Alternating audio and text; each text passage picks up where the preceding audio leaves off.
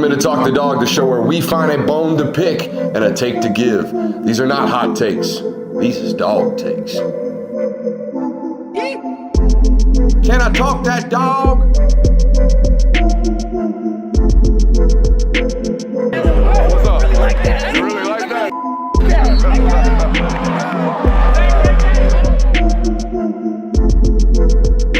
Let's shut up and grind some tape. What is up, ladies and gentlemen? Welcome in on a wonderful Monday evening here on the Film God Network. And man, I loathe this time of the year sometimes, but I also like relish it because, you know, you get to that point in the year where you don't really know what you're going to talk about, but you got to prepare as much as you possibly can. So today, before I head down to some state title games, I'm preparing for, hey, I'm finna unload the DeMello Jones in-person evals. I'm finna talk about some Aaron Philo to open the show. I'm finna open the local hour with some local high school football recruiting talk, like we do sometimes in the offseason.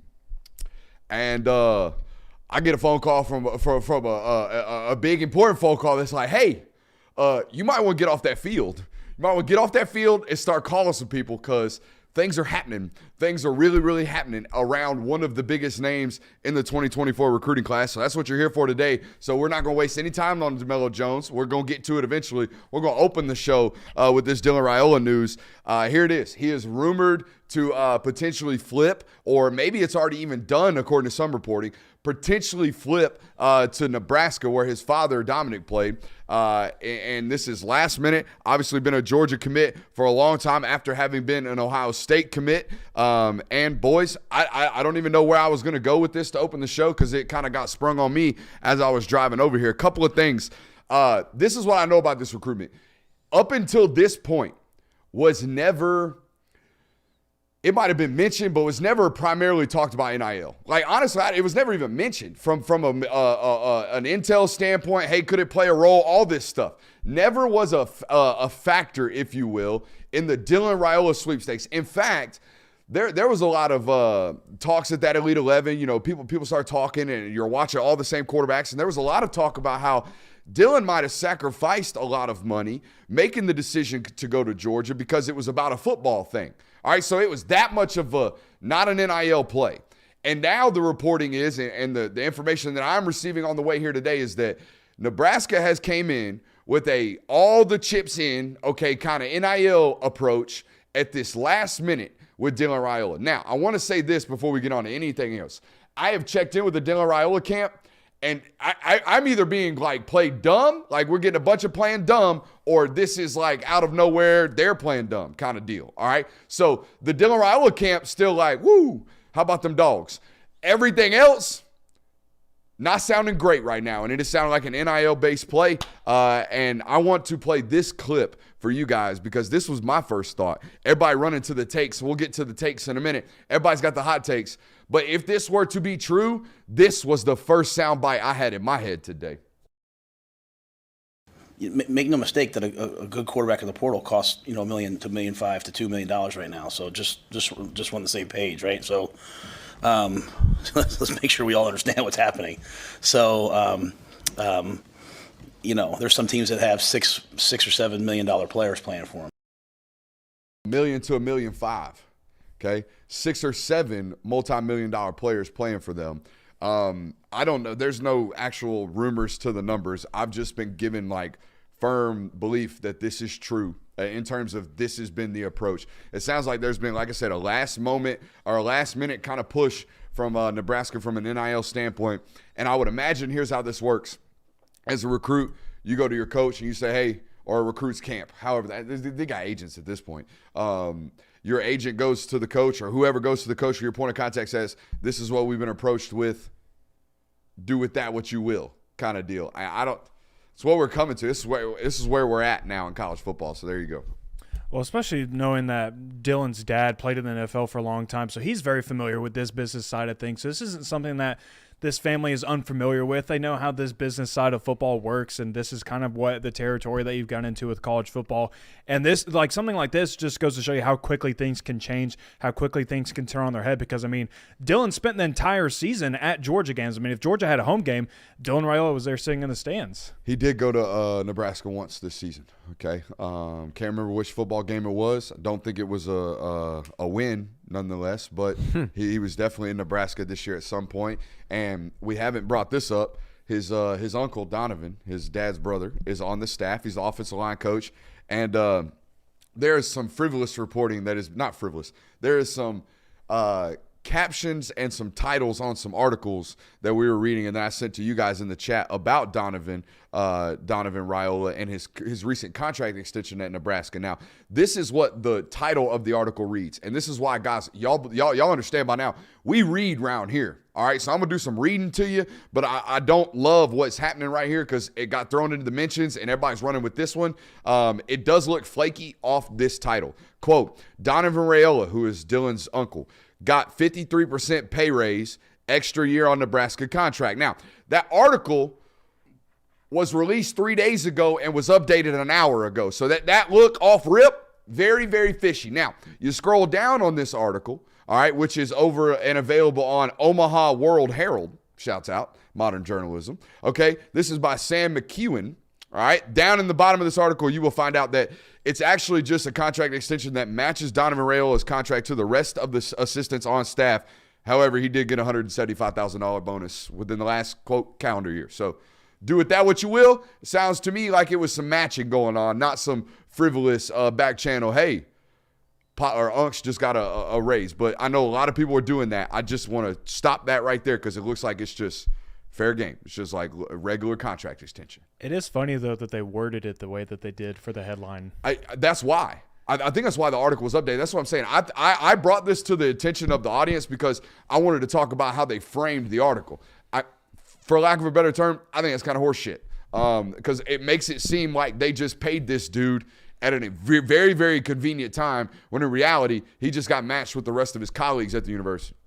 This is such a weird time of year for college football because the season is still technically not over, but there's so much looking forward towards what's going on next year to where the point where you've got like grown men stalking 16, 17, 18-year-olds Snapchats and Instagrams and things like that to see what's going on. So hey, at least we aren't at the point of the season in this space, where we're tracking private planes. That's the worst. That's the worst. That's next level. I hope to never be one of these people, and you guys can hold my feet to the fire. Maybe we make a spoof out of it. But if there's ever a head coaching hire, or whenever there's a head coaching hire at the University of Georgia, if you catch me on Athens Clark County private airport out there standing out by a fence, waiting for somebody's private plane to pull up, nah, dog. You go ahead and make fun of me. Flame me up. Like I said, we might spoof it. We might just do a live stream and be like, what's up? We're out here doing this. But, yeah, the stalkings of the Instagrams were nuts. Also, the Dylan Raiola post today basically thanking Buford was freaking people out as well. Yeah. This is one, man. This is what happens when you get involved with a 5-star, highly touted recruit in today's day and age. We have told people on patreon.com/Brooks Awesome for about 18 months that everything, no matter how set in stone you think a commitment is, everything comes with a bit of doubt. Every single thing in terms of recruitment and commitments nowadays comes with a smidge of doubt that can become a massive blown open door of doubt, okay, the moment NIL stuff starts getting involved. And with a booster base like Nebraska, willing to win like Nebraska, this is no shock if this, again, is to be true. And I want to refresh, okay, because there's a lot of people here tonight that probably just showed up. I reached out to both sides of this. I've gotten, that ain't just smoke, that's fire. I've also gotten from the Raiola camp, I don't know what y'all talking about. So there you go. I tend to believe lots of smoke. That's what I tend to believe with stuff like this. Now, here was the thing that Kirby did from jump, all right, and continued to do. Continued to water that flower, continued to send Todd Monken up there when he was the OC, continued to send Mike Bobo up there even though they play on Saturdays, is the Ryan Puglisi waters, all right, and the Ryan Puglisi waterbed. And that thing is perfect. It is nice and stable. It looks like it's never going anywhere. It's been 10 toes down the entire time. And here's what I told our chat over on Discord on patreon.com/Brooks Austin. On their board, all right, it was Dylan Raiola, 1A, Ryan Puglisi, 1AA, number 2, the Julian Sayin kid going to Alabama. That was the Georgia board from Jump Street. All right, this Ryan Puglisi kid, man, this kid walked around campus to campus to campus 2 summers ago and was just a walking circle of O's. Every single person that watched that dude throw a football was like, "Pooh, come be my guy.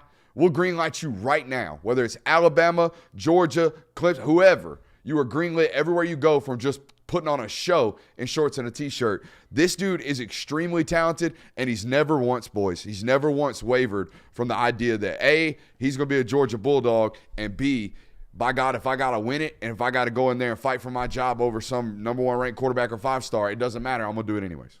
Yeah, I remember when he first originally committed, Puglisi, that is, it kind of felt, everybody kind of just assumed like, oh, well, this is just a backup plan. This is just making sure that Georgia ends up with a quarterback in this class. And now as his recruitment has kind of progressed after the Elite 11 and even before that, he's turned into like, oh, this is a dude that is coming to Georgia because he is an SEC caliber. This is a dude at the quarterback position. Like, Georgia is now going to be getting 2 legit quarterbacks, and it's going to be a legitimate battle between the 2. I also think it says a lot that the fact that his commitment has stayed tried and true throughout this entire process of bringing Raiola on and having him where you basically have 2 quarterbacks in the class, 2 starting quarterbacks, 2 starting caliber quarterbacks, that is. So it's a big deal I think that you've been able to hold on to him this long and not even hold on to, but keep him in your class strongly. Mm-hmm. I remember reaching out to him when Raiola first committed, because he flipped from Ohio State. When Raiola first committed to the University of Georgia, I remember reaching out to Ryan and saying basically like, what's this mean for you? And his answer essentially was like, dude, I'm going to that place to compete. Like, it was either going to be him or it was going to be the other guy. Like, we're going to find out. Like, we're going to find out how good I am, essentially, was the vibes I got from Ryan. I've interviewed him several times. Every bit of that kid's being seems to be like, I have this chip on my shoulder. I'm this mass high school football player that knows he's good. He's confident in his abilities. But there's this, I want to mess around and find out. I want to find out just how great I am.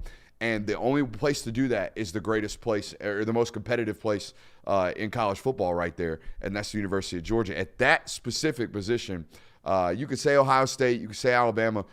These guys battle it out and duke it out at that Georgia quarterback spot just as bad as anybody in the country. So obviously you got to see both of them throw at the Elite 11. You've gotten to kind of evaluate both of these players. So I guess the real question now is like, how good is Puglisi if you lose Rail? Like, in your opinion?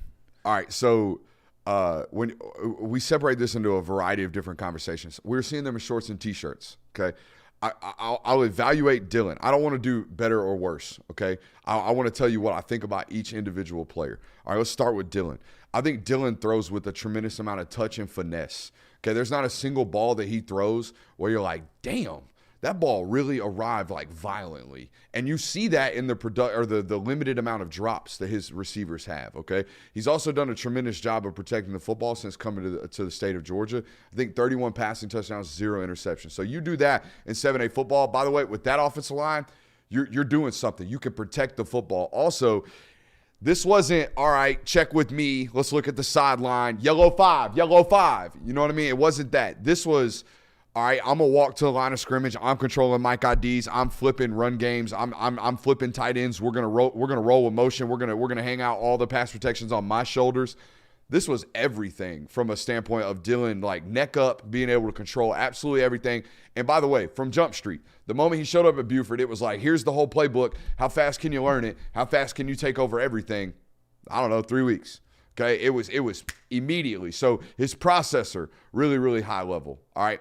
And here's the other thing about Dylan. It's almost frightening. This is his 4th year of playing football. Like playing organized football. Now, if you told me that kid's been like privately training the throwing motion since he was born, I wouldn't be shocked. All right. But playing real organized football, he ain't been doing it long. So whatever ceiling there is, it ain't really being scratched. I always had questions, and I think you will have questions on the next level about his top-end athleticism, but that's going to be every quarterback, by the way. If they don't move like Jaden Daniels, Bo Nix, or insert, athletic quarterback running 4.5 nowadays, you're going to get these questions. He is not a 4.5 twitchy athlete, so there is that. He also probably ain't out here jumping 40 inches on a vertical. All right, this is not one of those, but the arm, tight ball, never wobbles. I like the deep ball, super high arc on it. I want that ball coming down. That's the Dylan Raiola evaluation. So hold that one in your head. Keep a picture of it. Now, Puglisi. Puglisi was immediately walked in the room, dude, like every college coach that talked to him was like, damn, grown-ass man. Grown man, like handles his business. Not to say that the other guy didn't, this guy does. All right, not for the flash. Doesn't care about interviews all that much. Not that the other guy, but this is how this is going to happen the rest of their career. So separate the two evaluations. All right, but this guy, all about his business, all about his football. All right, stayed up at Avon, or started his career at a small school in Mass. Ended up at Avon Old Farms to find out what college football was like. And that's exactly what he got. All right, he got a boarding school type education where we go to workouts in the morning, we go to class, all right, we go back to practice, we go back to meetings, we take care of our body, we go to sleep, we wake up tomorrow, we do the shit all over again. All right, that's what this dude's been doing for the last 3 years. So that's what this guy's about. On top of that, you talking about life. It's the opposite of Raiola. Raiola is arrivable. Raiola is catchable. Raiola is beautiful. It's a really tight ball. It looks awesome. Puglisi take your goddamn head off, all right? That ball zips. That ball is heavy. That ball arrives violently. And you know what that does? That makes a lot more tight window throws on the next level than the other guy, but the other guy layers the football a little bit better, all right, at this level of his career. Now, the other thing about Puglisi, he is 6'4". He is 225 pounds. He is an athlete, okay? He's going to be everything that you need him to be from a physical standpoint at some point in his football career. I can guarantee that. Now, whether or not he's able to, like, fully make every throw, he's capable of doing so. This is one of the few, and he got it early on when he started going around to camps. But the Puglisi comp was like everybody trying to do the Josh Allen thing. And I'm so scared of the Josh Allen thing because how many goddamn Josh Allens we see walk around this planet? There ain't many of them. All right, so I'm very, very cautious of that. But if they're going to do the Pat Mahomes thing to the one guy, we can do the Josh Allen thing to the other guy because that's what this arm talent, arm strength, absolute horsepower looks like. So basically, great question, by the way. From what I gather between the two is Dylan's kind of like what you typically look for a Georgia quarterback, kind of what we've seen Georgia go after in regards to that position of processor, got a good head above his shoulders, can layer the football really well, all that good stuff, intangibles great. Whereas Puglisi's like, this dude's ceiling is immensely high, extremely talented, but maybe like very different, not very different, but like different styles of play essentially. For sure. I mean, like you watch Dylan play and the creation is to get the ball down the field, right? It's to make sure we're keeping our eyes up, we're doing all that good stuff. Whereas, like, if you told me going into a football game, hey, state title's on the line, we're going to need you to like actually have designed quarterback runs today for 8, 9, 12, times. Puglisi can do that. I wouldn't do that with the other kid. So I don't know. The evaluation for me is very, very tough. I don't want to do the better than, worse than thing. But I do think it would be irresponsible, okay, to have this segment today and not talk about this right here. And I hate doing this, but these are the facts. 4 high schools, if this happens, it'll be 3 commitments for Dylan Raiola. I'm right there. So I got an in-person look at DeMello Jones today. Make sure you hit that thumbs up button, like, subscribe, rate, review, all that good stuff, okay? We're going to talk about DeMello Jones. We're going to preview the depth chart. Dude, I've been looking through these draft potential declarations, all this good stuff. I've been digging down some sources. We gave out some stuff on patreon.com/Brooks Austin today. Apparently there's a official report right now coming out of Hayes Fawcett on On3. 5-star Dylan Raiola will take an official visit this weekend to Nebraska. So there you go. Again, playing dumb is funny. I love playing dumb. I would play dumb too if I were in that camp right now and somebody like me text me and say, hey, what's going on here? I don't know. I'd probably be doing the same thing. You know what I I mean? mean, you can't fault him for it. No, them. No, you can't at all. Can't fault them for it at all. So there you go. We got a load of show. Make sure you hit that thumbs up button, like, subscribe, rate, review, and all that good stuff. Man, I think you guys are gonna enjoy. That might have sounded like we call them fugs. Okay, in the Patreon family. Okay, those are nuggets of intel that make you want to say, don't say the F word. Okay, they make you want to say that. That's why I call them fugs, because they're freaking ugly nugs. All right. That was a fug to start the show. We got some nugs to close the show today that I think are going to make you guys really, really happy because, I don't know, I'd say about a week and a half ago, we're like, oh, man, damn, 2023 Georgia Bulldog season. That was sweet. Hold your britches. Hold your horses on that one right there because there might be some more football players playing in that football game than you thought there were originally going to be. Stick around for that tonight as well. I'm going to talk about Fran Brown, and we're going to talk about some transfer portal additions that could potentially be down the track today. So, yeah, any final closing thoughts on the Dylan Raiola stuff before we move on?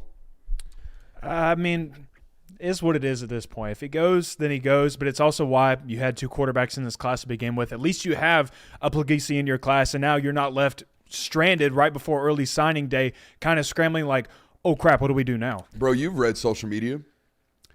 They had to have known this, the moment this stuff starts flirting out, you start taking OVs, Georgia fans are already in the chat talking about overrated, guy sucks. Like, all the takes are so hot already.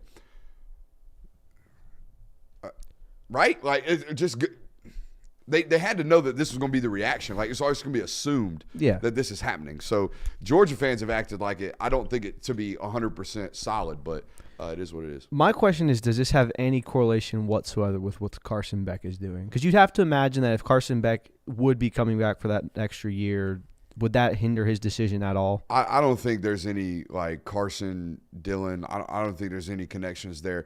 Here's what confuses me about this situation. This is a 12-year vet, his pops. His pops played 12 years in the league, okay? They have gone through this process, like, with him as an NFL player. They have all the advisory meetings with all the smart people in the world. He signed to an NIL agency based out of California that only handles, like, top-flight clients. You would imagine everything about this dude's decision-making process or this, recruitment process and this path for this kid has been very, very calculated. All right. And we are 10 days from National Signing Day, 9 days from National Signing Day, and he's going to take an OV this week. So this seemed to be planned. All right. And you can't tell me that this is like sudden. They didn't know this was going to happen because his damn brother's on the staff. You know what I mean? Like, hey, if my son, y'all, I don't have to explain the relations and the ties here. Y'all get it. There's no way this was like, hey, last minute, by the way, we just got this together. This seems like this was going to be some last minute negotiation. I've been watching a lot of Suits lately, and this something that boy Harvey Specter would do. Got an ace in the hole, all right, and what you don't do is negotiate that in July. You negotiate that bitch with 10 days left on the contract negotiation timeline before we got to make a decision to ultimately get the highest amount of offers. But what I know about this, I have not seen Kirby be held to this staff at all, be held their feet to the fire on NIL stuff. If somebody comes in and says, this is the offer, coach, the response almost 9 times out of 10 over the last 2 years we're into this point. All right, the last 2 years has been, enjoy it. Like, go on. We're not going to sit here and get into some type of negotiation or contract negotiation. We're not going to sit here and trade offer A, offer B, counter offer A, counter offer B. If that's the business, then that's the business. Enjoy it. That's what's kind of been the stance. Now, if this is true, will they break it? I don't know. But there you go. 25 minutes on that saga to open the show. No way. We're probably going to have to cut that into a YouTube clip, but it's 25 minutes long. So we're going to have to find 10 minutes of an ideal segment. Y'all want the in-person eval? I'd love to hear that. Yeah. So I've seen DeMello Jones play for a state title 2 years in a row against Prince Avenue. And last year, he was the second best high school football player on the field. In that football game, it's a guy by the name of Ty Adams, who is now a defensive back at North Carolina. Ty Adams had the game of his life in that football game against Prince Avenue last year and almost won the damn thing. DeMello might have gotten hurt early in the football game, if my memory serves me correctly, but I remember watching that one and going, damn, that Ty Adams kid is really, really good.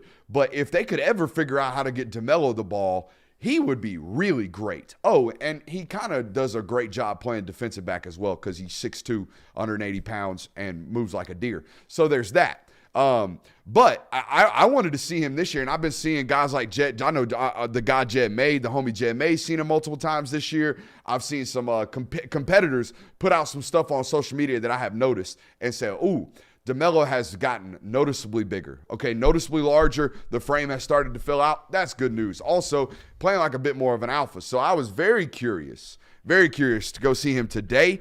And here's what I always leave away with. By the way, the Swainsboro game plan today was, and it seemed like may have been all year, and I would do the same thing. Can DeMelo beat this team by himself? All right, they got some other dudes that are dudes. But DeMelo Jones scored 35 points today. All right, on his damn self, I think was the final score. I can't remember what it was. I think 42-32. They scored 5 touchdowns, and they did not kick a single PAT because they don't have a field goal kicker. All right, so they was out there running the wishbone and running the wildcat on the 2-yard line, getting their PATs against a football team on the other end in Prince, who's just a machine at this point, single A football. But every time I see one of these guys that's really good on offense, really good on defense, quote-unquote athlete. When they look like this, when they make plays like this, first play, they had the ball, okay? Swainsboro throws him a daggum screen. They bring in this lefty, must be an underclassman. This guy, his job is to throw the ball to DeMelo and not to the defense. And he goes out there and throws a little screen pass, and it's DeMelo on the safety. Whoop, whoop. Face on the ground. Now I'm gone. Now it's DeMelo versus the backside safety, the front side safety, the backside safety, and the backside corner. All right, they all got the angle on him. So we made one guy miss. Now we're going to stick our foot in the gas, and we're just going to walk it down the sideline for 65 yards. Every time I see that, I'm like, God dang, put that joker on offense. Don't even mess with it. Every single time I see one of these toss-up players, Travis Hunter was the same way, should only play offense. Just leave him over there. Your offense will score 40 points. If your defense is 7 points less, your offense is 15 points, 17 points better. It's just better for you overall because I like offense. Offense is fun. And then the dude takes a 98-yard pick six back to the house. And I'm like, maybe that's what you do. Maybe that's what you do. Maybe you let this dude play defense. I don't know what DeMelo Jones is going to play in college. I want to see him play offense, but then again, kind of fights the football, doesn't like catch it naturally, a bit of a body catcher every once in a while, and that's kind of the line of demarcation for DB, wide receiver. If I see you catching balls in your belly, DB, you don't get to play wide receiver. But I don't know how many Georgia football players on the offensive side of the football could do what DeMelo did today with the ball in his hands, where it's just like, I'm going to make a guy miss, and I'm going to be the fastest guy on this football field today. Watch me. I don't know. I don't know how many guys on the roster that can do that other than Malachi Starks, who I hold to this day. If you put that dude on offense right now, he would be an All-American. He was Reggie Bush in high school. It looks like Reggie Bush on offense, and it looks like Eric Berry on defense. That's what it looks like. That's terrifying. In high school for Malachi Starks. But this dude, ball player, absolute ball player. Sounds like he's going to be a dog wherever you put him. Absolutely. Will Muschamp, primary recruiter, sounds like he's going to be playing defense. A lot of dog coaches at the Dome today. Saw 4 of them. David Cooper out on the trail with Fran Brown out to Syracuse. Trey Scott there today. Mike Bobo there today. His son, the backup quarterback for Prince Avenue, so that probably would have happened no matter what. And, of course, Will Muschamp there today as well. So a lot of dog coaches, a lot of tech coaches there today for good reason. Aaron Philo, all right, broke the state record for passing yardage today. Broke Deshaun Watson's state record for passing yardage.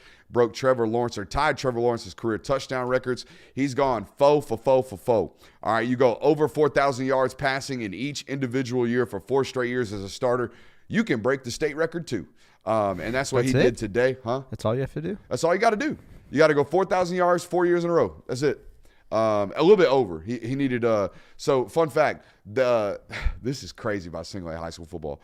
Athens Academy had to forfeit the first round of the playoffs because they were 0-10. Mm-hmm. And they made a playoff game. Because there's only 4 teams in the region. Only 4 teams in the region, and they take all 4 teams into the playoffs. So they were just like, we're good. We don't want to get dubbed up that hard by Prince Avenue. So they forfeited, which meant he was only going to have to average. He would have shattered it. He was only going to have to average 200 yards during the regular or during the postseason to break the record. and that got ramped up to 300, and he ended up breaking it on basically the last play of the game today. So shouts out to Aaron Philo for his career accomplishments. He will go to Georgia Tech this next year. And I will say this, as Buster Faulkner and Brent Key and I'm forgetting the Weiss, I want to say, the other assistant OC, as those guys were on the sidelines watching this happening, I got to say, dude's got more juice than I thought. Not just a better athlete, got more life on the football than I originally thought. I thought this was going to be one of those, and this is a negative comp every time it happens. But I thought it was going to be like a Jake Fromm comp for me, like great decision maker, air raid type guy, going to throw for, Fromm almost broke it too. Going to throw for a boatload of yards, but maybe might be physically limited on the next level. That's not what I saw today. I saw a guy that was one of the better athletes on the football field. So I was wrong on him, and I like being wrong on guys that prove me wrong. If the wrongness is that they just outperformed what I thought they would ultimately be, that means development. So shouts out to Aaron Philo. Congratulations on that. There was a Christian Garrett, defensive tackle, that Georgia's in on, 2025 kid. We'll save the eval for a little bit later. It's so hard to judge defensive tackles when they're playing zeros and just kind of getting triple teamed the whole game. So I'm going with it. He is beautiful, though. 6'4", 285 pounds. I mean, he looks 100% the part on that. So there you go.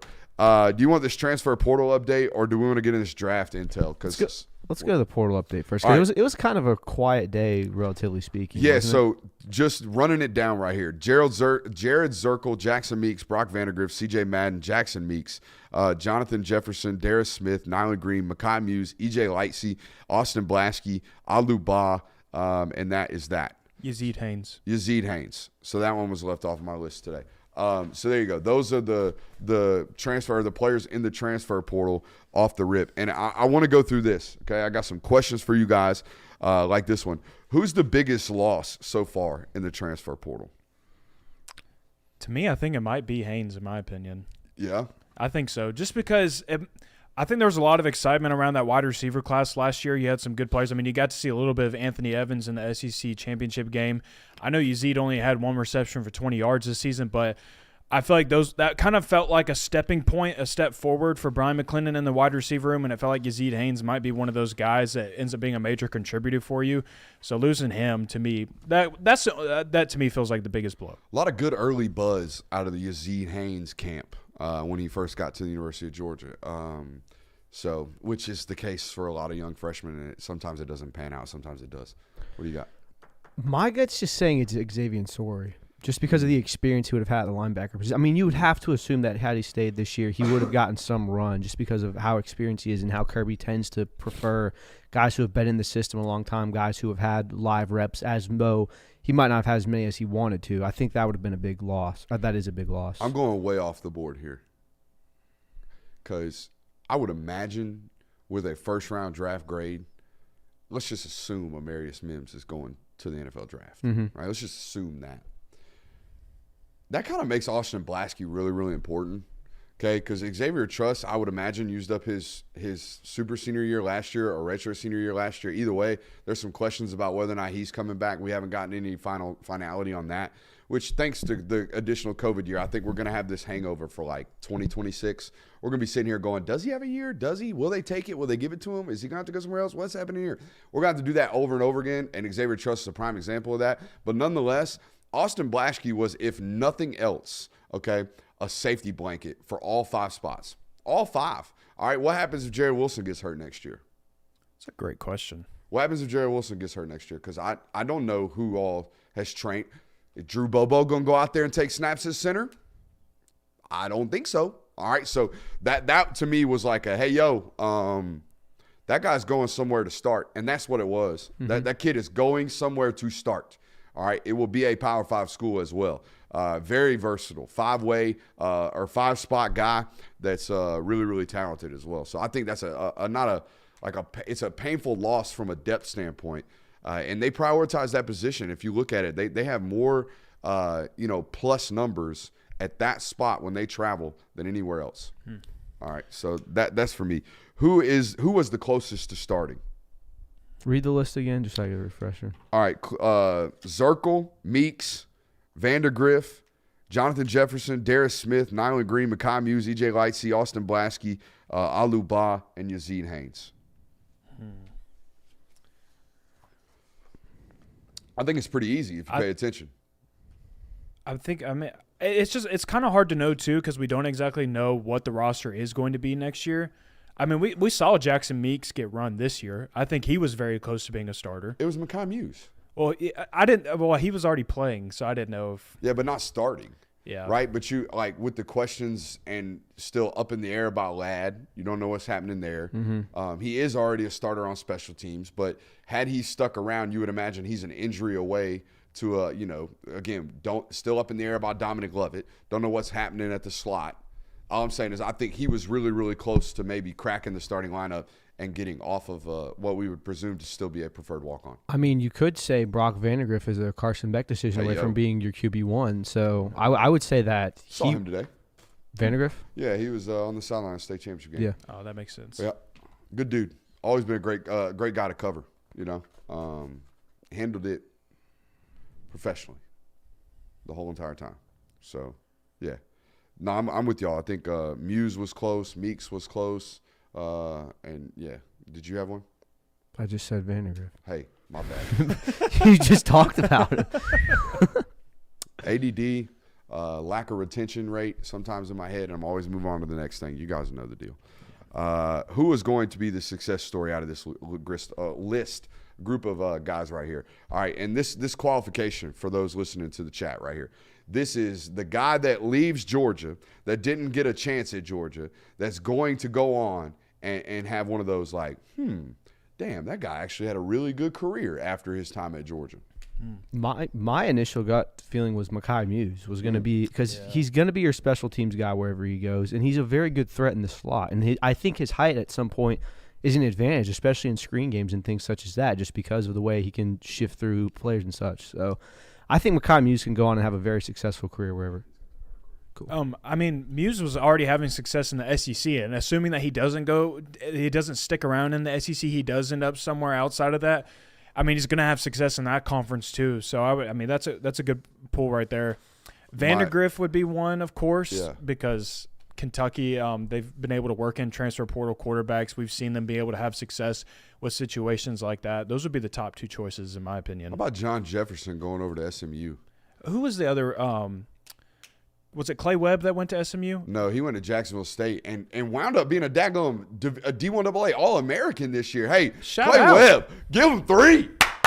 That's wild. Clay Webb out here at all of 6'1", all of former 5-star, All-American at Jacksonville State. Hell yeah. I know Maybe they were right.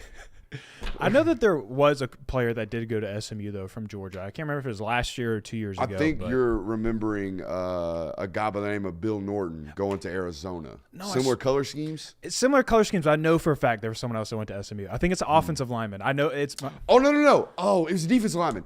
Oh, no. He played defensive – I don't know why I can't think of his bug name. me. I know, it's bugging me Come on, right chat. now. Help us out here. Somebody went to SMU out of Georgia last year, played defensive line, I believe. Either way. So there you go. John Jefferson over there. Who is going to really, really be like a, damn, Georgia let that guy go. Like it could get ugly. It could get like a little vitriol around it. And I think this one's an easy answer for me. Yeah, I mean, I think just the way the fan base reacts to the quarterback situation every year, Yep. what Brock Vandagriff does in that Week 3 game could very much leave a bad taste in Georgia fans' Or mouth. just in general. I want to say this, though.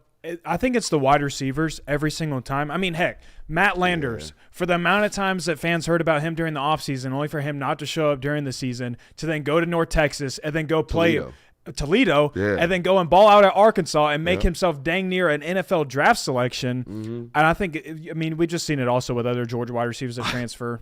I talked to a Toledo coach on the trail that spring, and they were like, "You ain't gonna believe this." I'm like, "What?" And they're like, "Matt Landers is balling. Matt Landers is balling."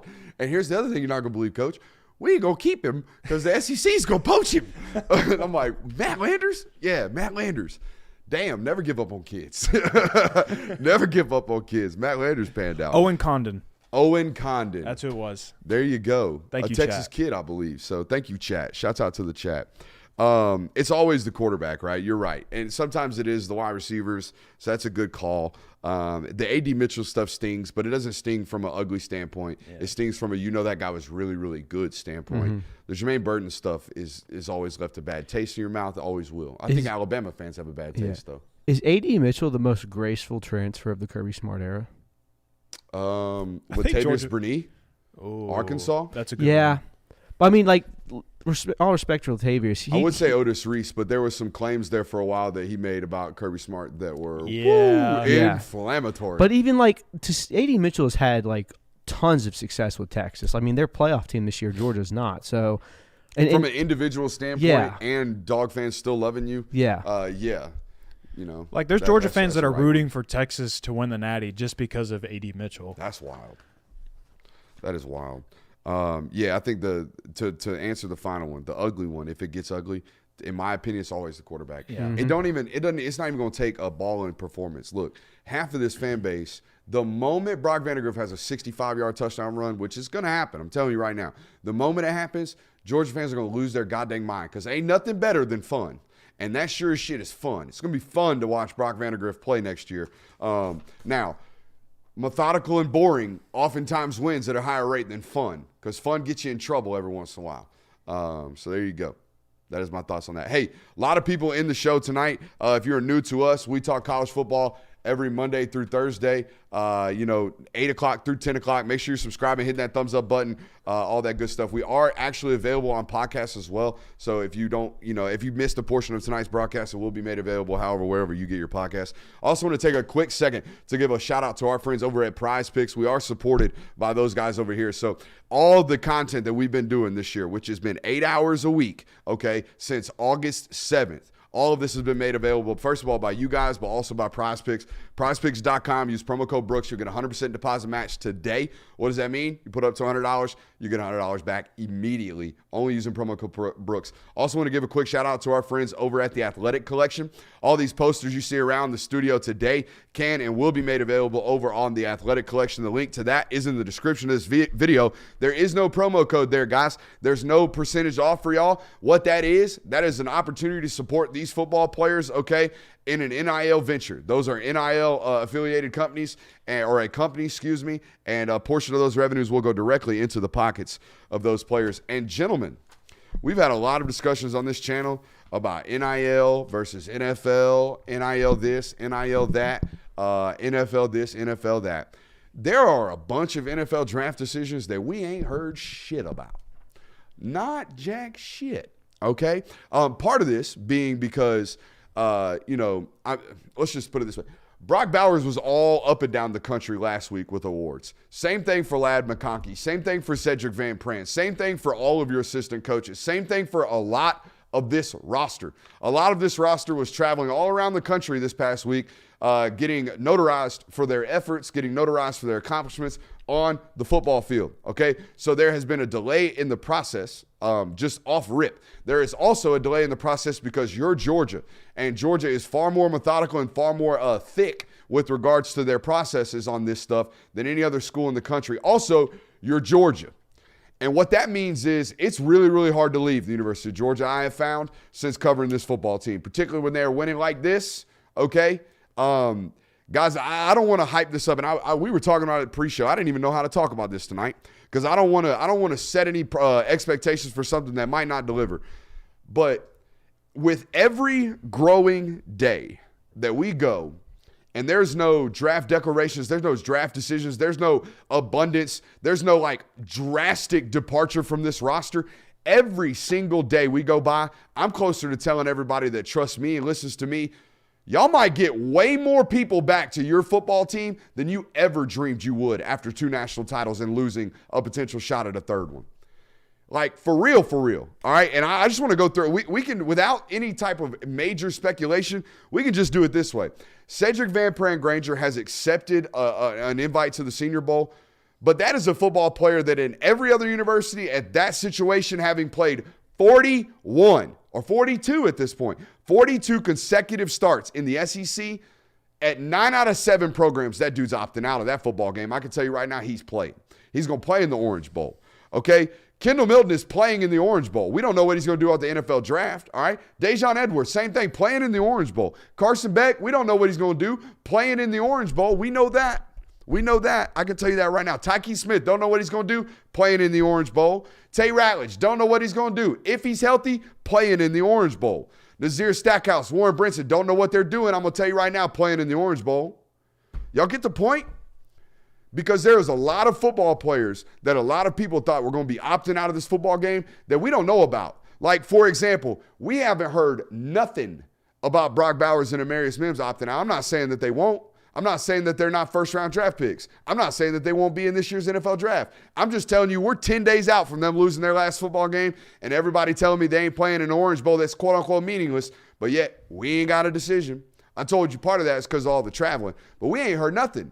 All right, and they're going to play and put the pads back on tomorrow at practice. So we're going to find out a little bit more tomorrow, and you should tune in tomorrow night as well. But I'm telling you right now, we have gone through a long stretch right here, and we ain't heard nothing.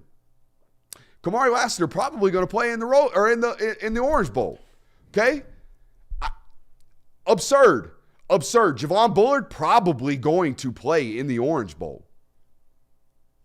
Boys, we were on this channel talk about, give the season awards away. You know, it's about, end of the 2023 Georgia football season as we know it in terms of the roster. I think you're going to have a whole hell of a lot more football players play in this bowl game and potentially come back to the University of Georgia. Here's the names that I don't know about. I do not feel 100% solid about A, playing in this game, and that B, are really, really still up in the air, not leaning towards returning, but really, really still up in the air. Amarius Mims, Brock Bowers, Kamari Lassiter, Javon Bullard, Smile Monda, and Ladd McConkey.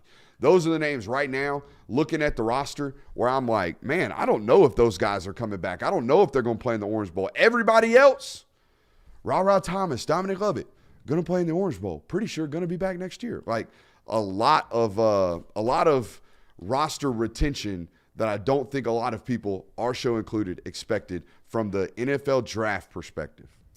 Man, Florida State, I'm sorry what this roster is about to do. Dude, to what's you that in this line Orange looking Bowl. like now? We need to put an update on that. I think it was 14.5 when it opened. I don't know what it is now. I can check real quick. But yeah, I'm sorry, Florida State, because I mean, they've already had Johnny Wilson announce that he's going to he's not going to play in the bowl game. I'm sure there's going to be more like Jared Verse, assumingly. But man, that's just, and what a day to talk about this too, because of all the recent news that's coming about. Like, it just goes to show that the people that are on your roster, the people that stick on this roster for 3 to 4 years, I'm not saying that people leave don't love the G, but these kids, they love the G. You want to talk about being proud of the university? Fans, you're proud of the university. Obviously, you love Georgia. These players do too, man, and I think that says a lot about your culture. I mean, not even that. We're talking about guys that through their careers at Georgia have lost 2 total games. Like, they don't know what it's like to lose. So when you finally have this 29-game streak come to an end and the historic run that you're on seems to take a blip, or at least in this year, most of the time you'd have people go like, all right, you know what, we had a good run. We changed UGA forever. We made history.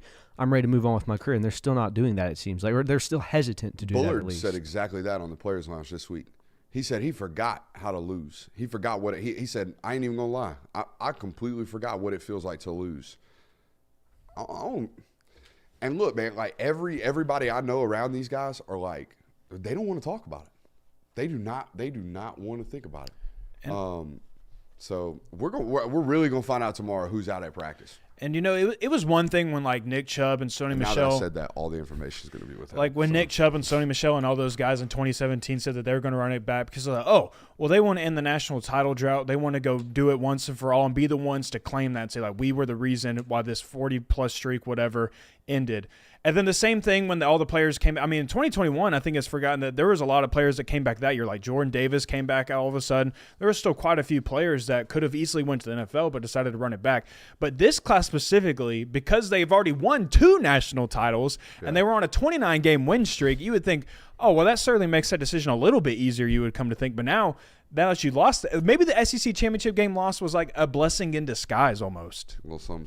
That's what I mean. That's kind of what people say it was in 2021 as well, where it kind of woke that Georgia team up and say, "Oh shit, we are human and we have to right this wrong that we've had." So it's gonna be interesting to see how the rest of this quote unquote off season plays out. All right. So do we want to talk about? We've kind of hit on everything. Let's talk about Fran Brown right quick. By the way, I've made an executive decision right now. based off the viewing in the chat. We're not doing 2 streams tonight. We're going to stick on one.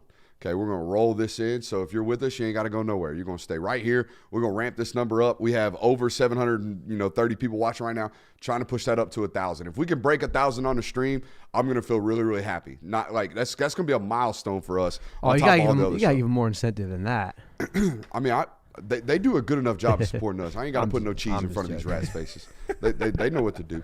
Hey, love y'all. Support y'all. Y'all support us. Love the support that y'all give us, I should say. Hit that thumbs up button, like, subscribe, rate, review. Let's talk about Fran Brown. Obviously, named head coach of Syracuse just before the SEC championship game and has been up there doing work, okay, for the last better part of 2 weeks. Now, he is assembling a staff of football coaches that normally Syracuse does not get to their place. Like, for example, a wide receivers coach from New England is going to be a wide receivers coach at Syracuse. I wonder why. Fran Brown, right? Like Nick Williams, who left Deion Sanders to go coach for Fran Brown, right? This type of deal. Okay, so this is happening at a high rate. Now, what else is happening? And I'm not saying it's going to impact you, okay, at a drastic point. I just think it's worth noting and giving this guy his kudos because they are going to recruit at a higher level at Rutgers or at Syracuse than they ever have before because of this guy. He puts you in rooms that Syracuse would never otherwise get in. All right, KJ Bolden, for example, took an official visit, took one of his last 5 official visits to Syracuse this weekend. Now, he ain't going to Syracuse, but the fact that he went up there to listen, what? 5 stars on Syracuse campuses, yes. But you know what else he did? He brought King Joseph Edwards with him. Now, King Joseph Edwards was a football player that was either going to go to South Carolina, maybe USC, the OG USC, maybe Colorado, and oh, damn, now Syracuse is in the mix. What? Syracuse. So, we watched Dan Lanning become an immediate success at Oregon, all right? This looks like the next one that's going to be hot. This doesn't, it was never the, damn, Sam Pittman got a job? Someone gave Sam Pittman a head coach a job. I hope that works out. Sam Pittman is such a great dude. This was, Fran finna go be a killer. Like, this has always been the vibe around this dude, and the fruit is already coming to fruition right now up there in New York. Yeah, what a sight that would be to watch Fran Brown turn Syracuse. I don't want to say into a powerhouse, but a very serviceable, competitive ACC football program. I mean, anytime Syracuse is linked with football, you're like, psh, football. I didn't even that's not even considered anything of a priority up there at Syracuse. They're a basketball school. That's what they've always been. But now, I mean, he's already not even having played a season, and he even got the Texas A&M defensive line coach, didn't he? So yeah, big names already coming and filtering through there. Named as his defensive coordinator, the T-Rob guy. Yeah. I just hope Syracuse can actually keep pushing forward with this and make this a very interesting conference now. Because for a while, I feel like the ACC has always been one top dog.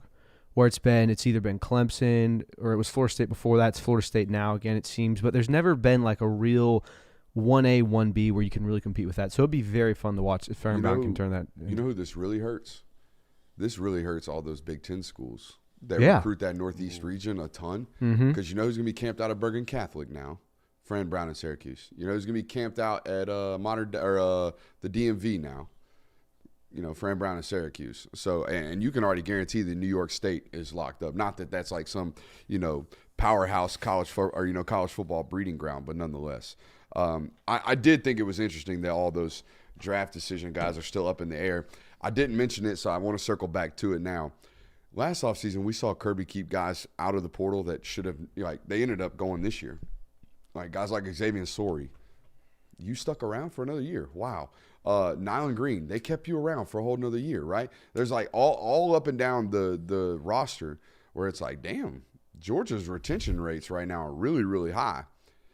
This year, I think they might have directed their emphasis and directed their attention on maybe convincing some of these guys to return to the University of Georgia. So there's that. Let's get into these transfer visits. Had 3 OVs this past weekend. Michael Jackson III, wide receiver from Southern Cal. London Humphreys, a freshman All-American out of Vandy, was on campus this weekend. And Xavier McLeod, a freshman defensive lineman from South Carolina, was on your board. Was on your board in high school and returned to campus this weekend on an official visit via the transfer portal. Sounds to me like all indications are that you kind of lead the recruitment for London Humphreys, and you probably lead for Xavier McLeod. We did Brooks's big board last year. I haven't gotten around to it, maybe because we've been doing 13 hours of content every week. But I have here my original evaluation from Xavier McLeod from last year as a high school senior. Would you guys like this? I would love to hear this. Let's hear it, please. Okay. Xavier McLeod, 6'5", 330 pounds. Bends shockingly well for his size. This is my favorite. He's swagless. That's a concern.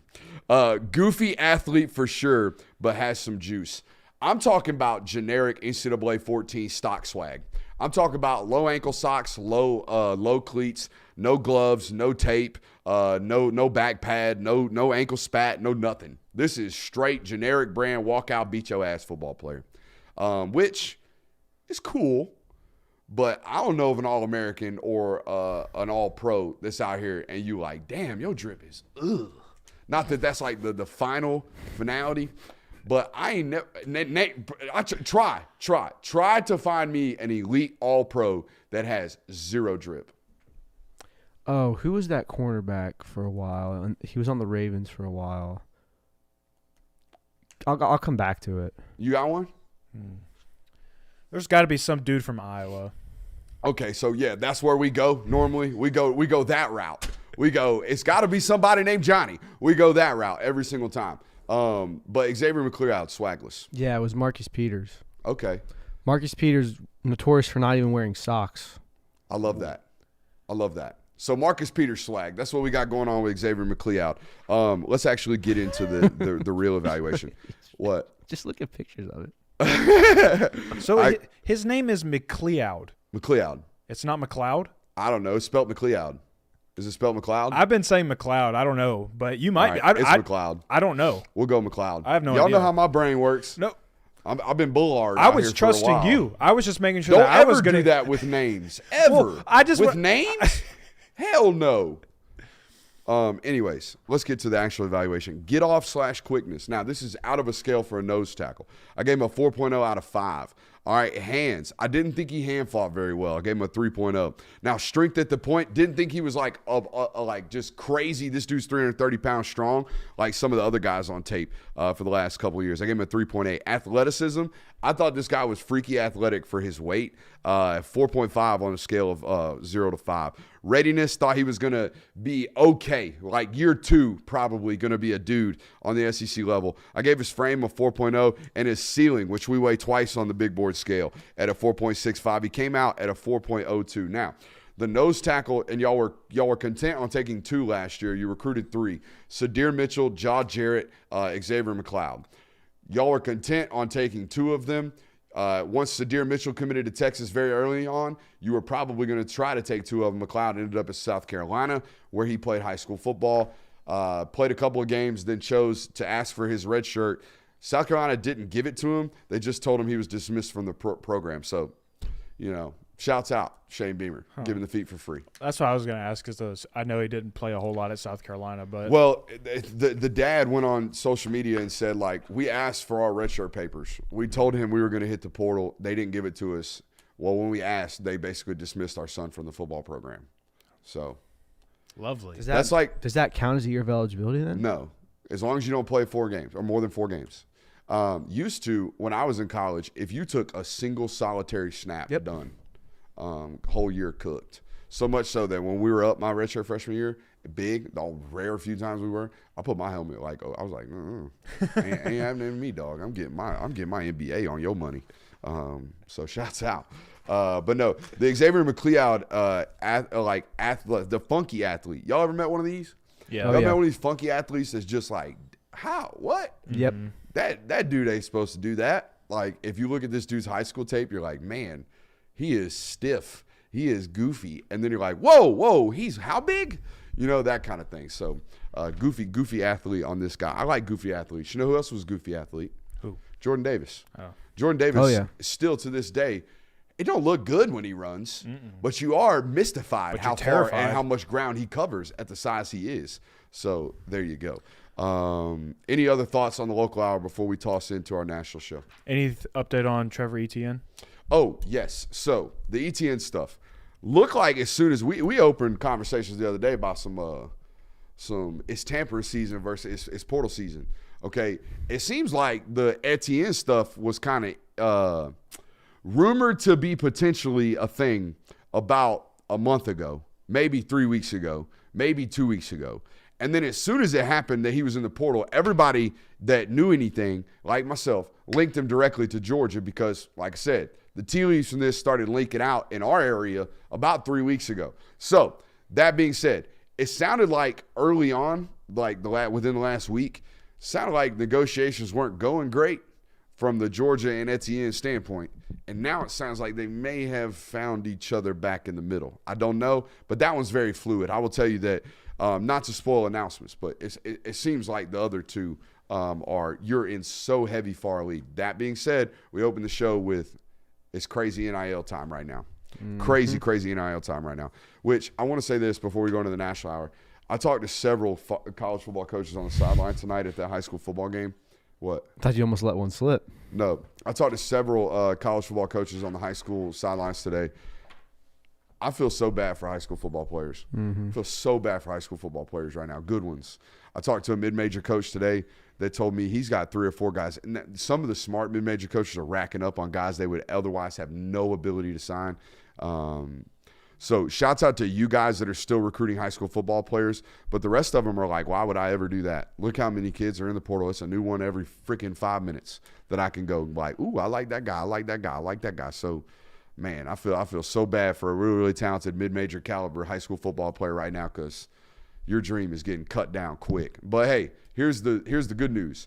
Wherever we'll take you, all you got to do is go ball. All you got to do is go do what you think you should have done from the first place, and eventually you can transfer up if that be the case. But, man, I hate it for high school kids right now. We knew it was coming, and it was all the signs were written on the wall. Anything else? All right, let's move on to our NBR. Our NBR. This is another Morant's, the show where we find topics that we're oddly passionate about. We pontificate upon them.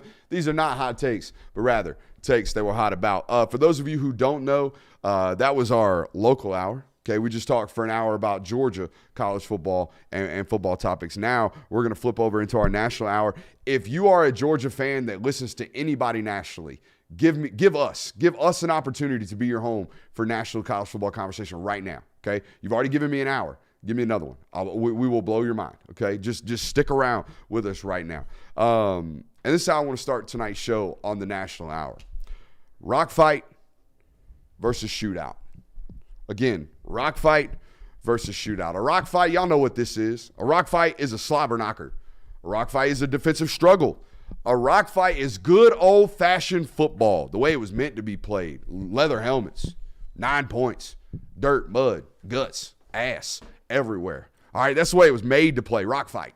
All right, it's also what happens when 2 run-based offenses or 2 really bad offenses meet nowadays. You get one of these rock fights. Just watch the Big Ten, you'll figure out what I'm talking about. Alabama has a top 15 defense in college football this year. They also have the 58th ranked offense this year. Okay, Michigan, by all accounts, is the number 1 defense in the country on paper. They are statistically as good as any defense you will ever find in the history of college football, or at least modern college football, statistically.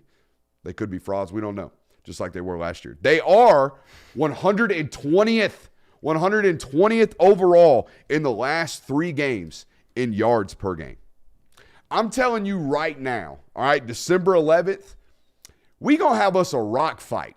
We're going to have us a rock fight in the Rose Bowl out there in Pasadena. And if you don't take the under, if you don't smash the under right now, you are not smart.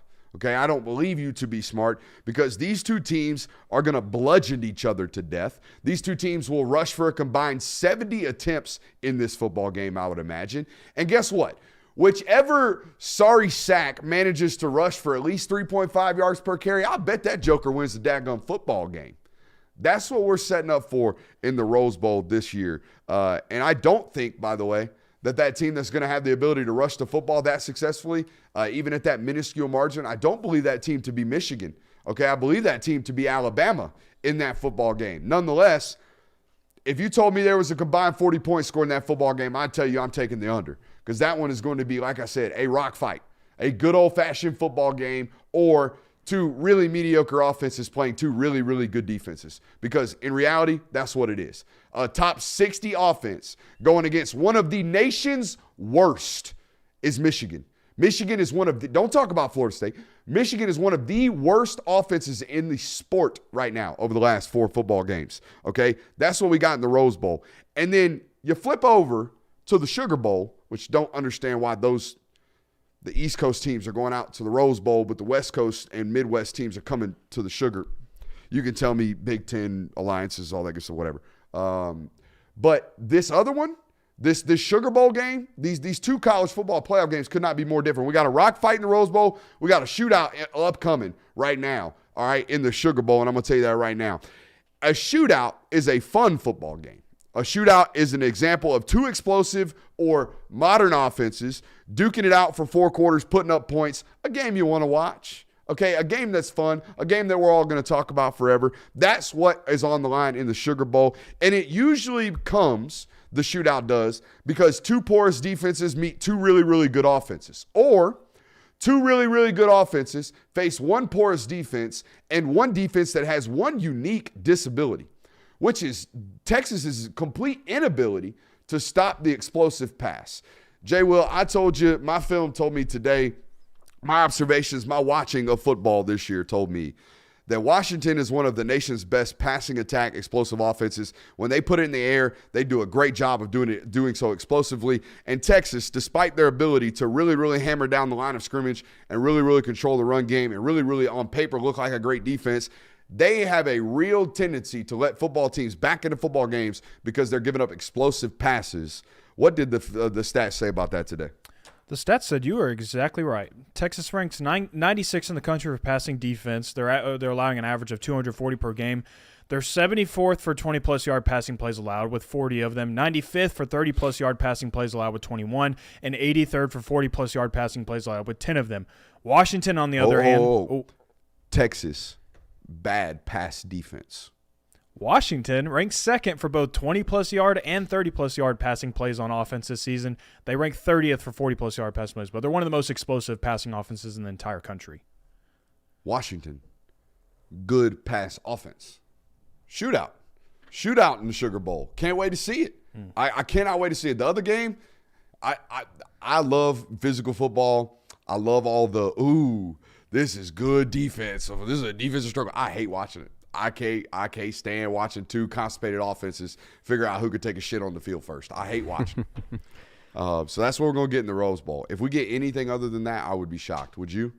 Oh, yeah. I've as soon as that matchup was displayed onto the Final Four, I was like, that game is going to be 24-17 or something of the likes of that.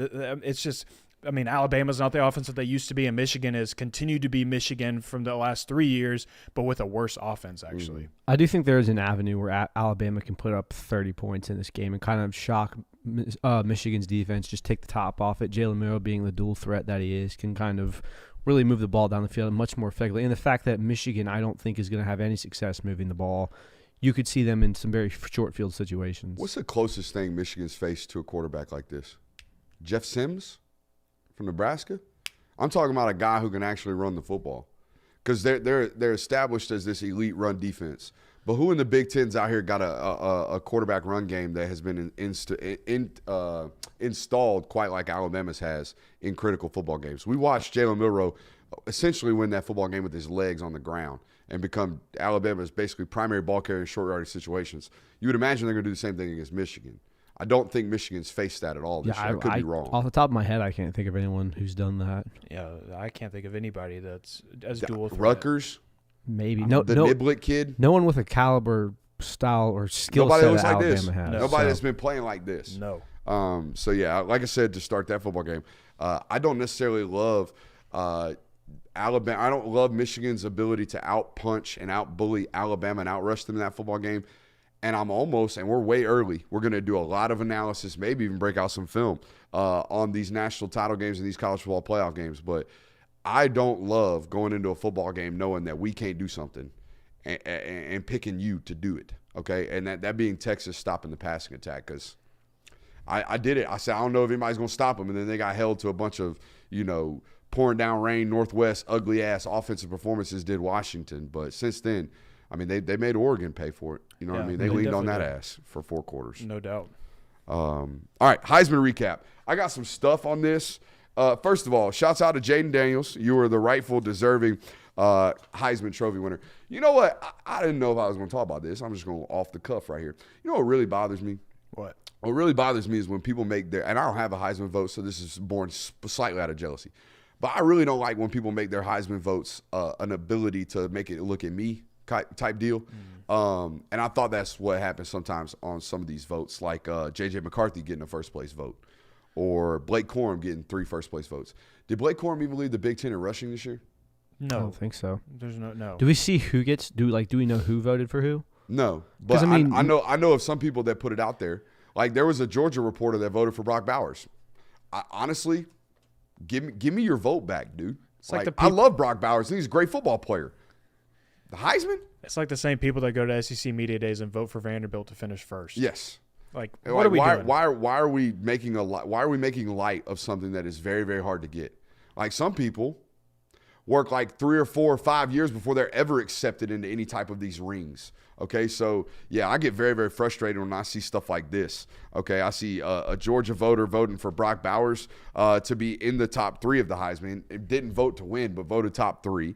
And then guys like J.J. McCarthy getting a first-place vote after throwing for 2,400 yards this year, something like that. But nonetheless, I think the main talking point out of the reactions here or the actual results here is that this was a much closer race than we initially envisioned it being. Jaden Daniels finishes with 2,029 votes. Michael Penix finishes with 1,701. So only a delta of 328 points between these two. However, Jaden Daniels got 503 first-place votes. Michael Penix only got 292. So there was the point differences between the two.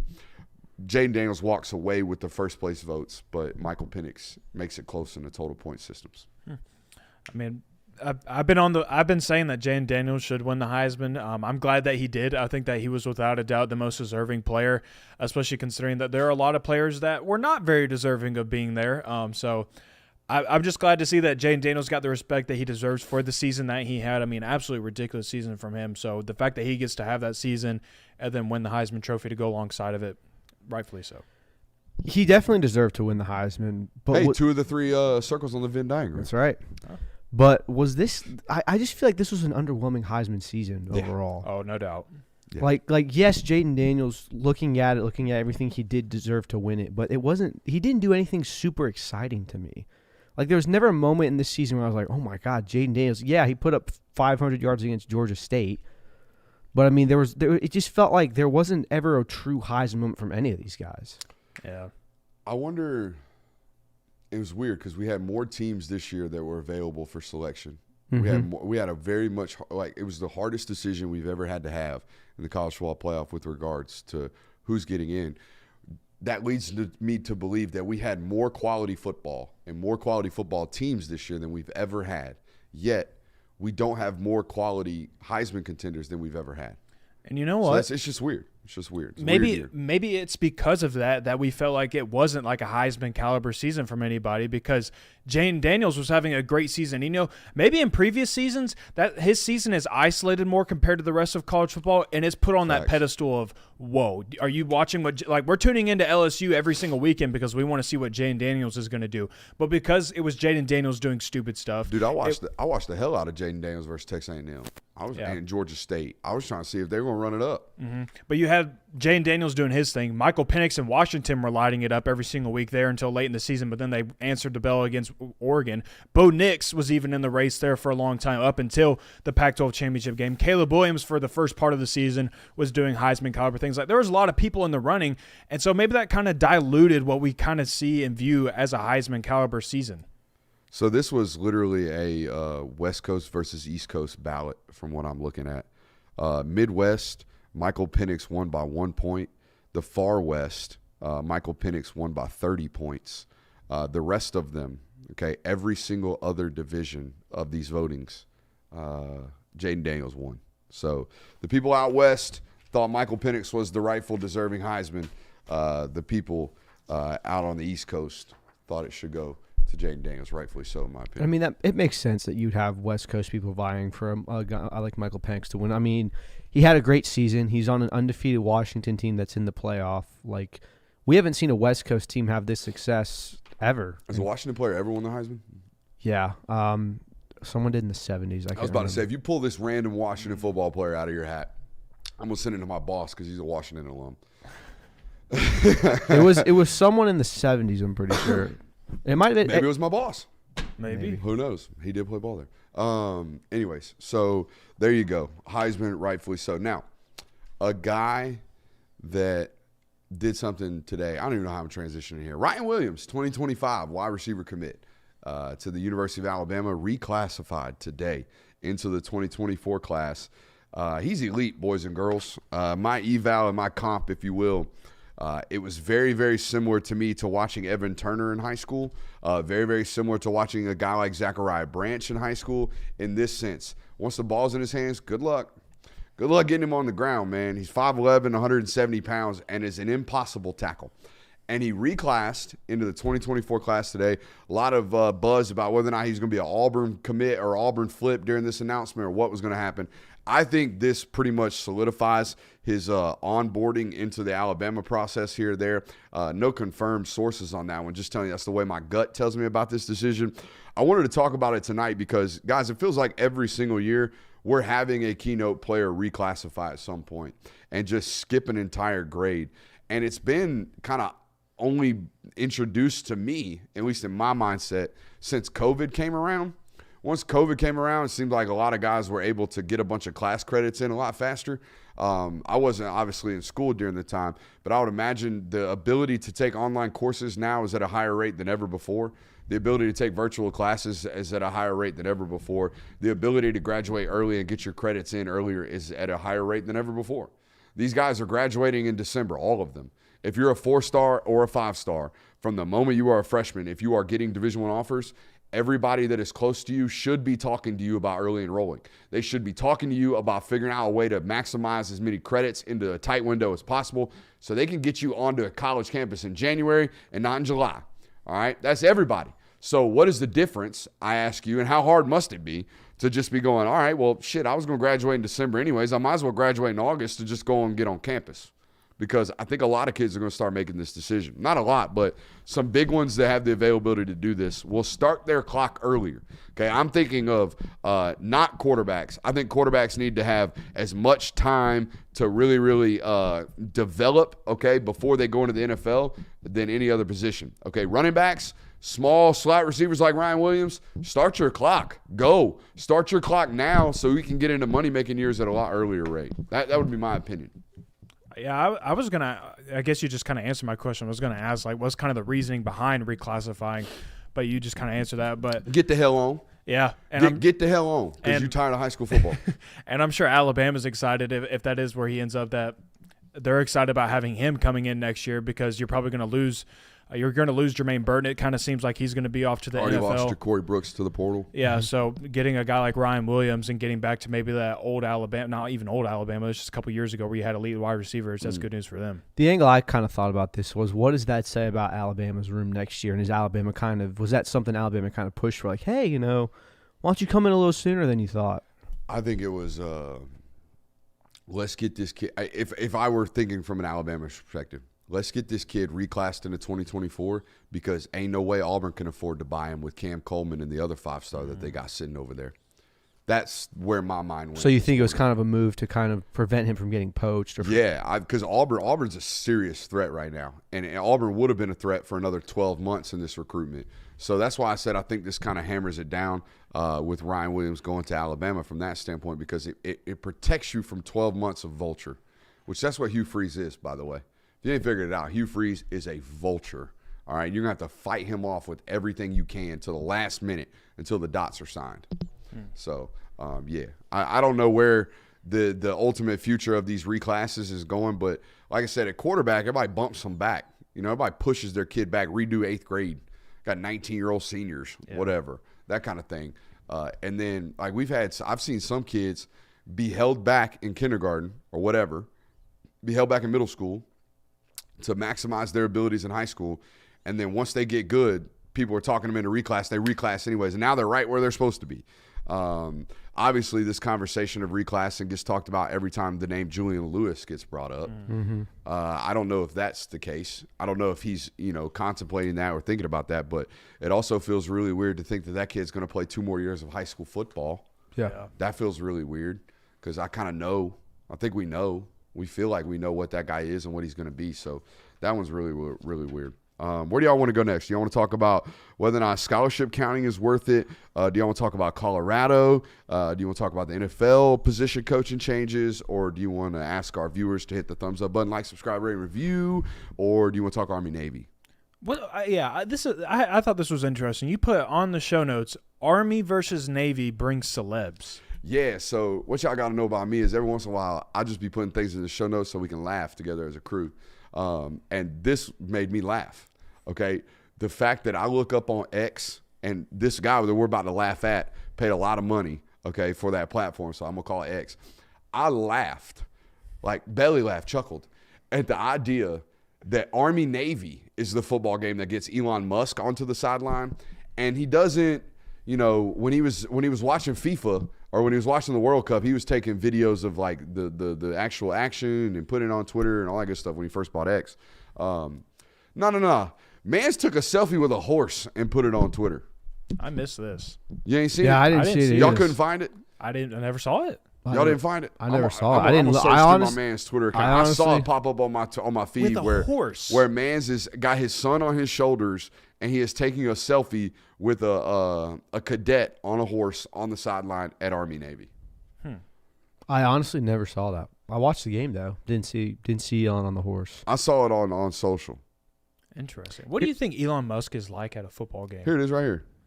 Probably very quiet. What camera are you going to? Probably 2 right here. We always do this, and we never get it to focus in. Maybe we get close. Oh, there we go. There's Elon Musk with his son next to a cadet on a horse. So yeah, oddly similar looking to the horse. Not saying. Oh, that was mean. I was muted the whole time. Not saying that he looks like a horse, but doppelgangers. Have you ever seen those dog owners who look like they're dogs? No. You've never seen this? I've seen dog it's owners a real that thing. Puppelgangers is what they call them. I've seen dog owners that like dress their dogs like them, which is very weird. But Why would he be at the Army-Navy game? because he loves America, dude. Shouts out. I think is Army-Navy top 5 one of the most patriotic things that we do as a country. I mean, Rob Gronkowski was out there doing stadium jumps, so I think it's both American. I think yay America every time someone wins. It's also a rock fight. It's also gross. People say it's good football. It is not. Sorry. It's entertaining. Okay. 17-10.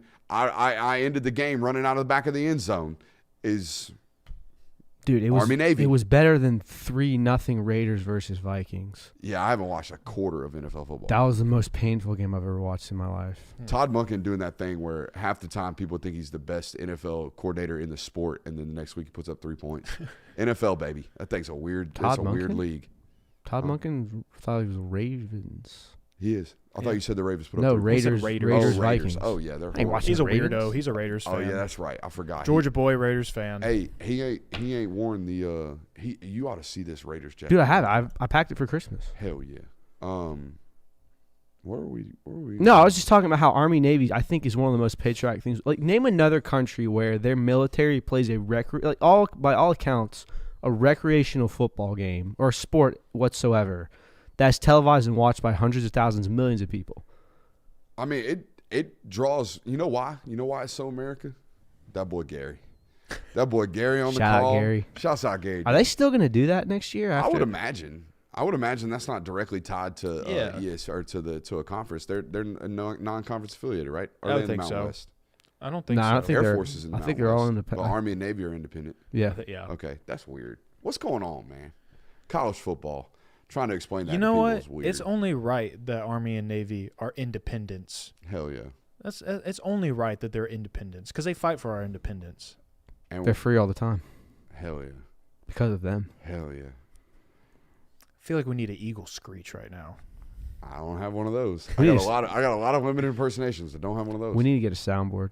Yeah. Well, hey, this offseason, when it's up to something season, we'll get into that. We'll get into soundboards. We'll get into new professional lighting around here. We'll get into all that. So, yeah, I thought it was fun to look up and see not only is Rob Gronkowski out there, but Elon Musk is taking a selfie with a horse. So, Yeah. wasn't watching Can't make it football. up. Can't at all. I can't make it up that he paid $44 billion for a platform and proceeded to run it into the ground. So there's that. Colorado, should we talk about them? I give the don't know Buffalo what some to love. think about Colorado. Me neither. Don't have a clue what to do with our Buffalo. Don't know what to do with them other than to say that spirit animal. Shouts out to the Buffalo. I don't know what to do here with these guys. Are they gaining steam?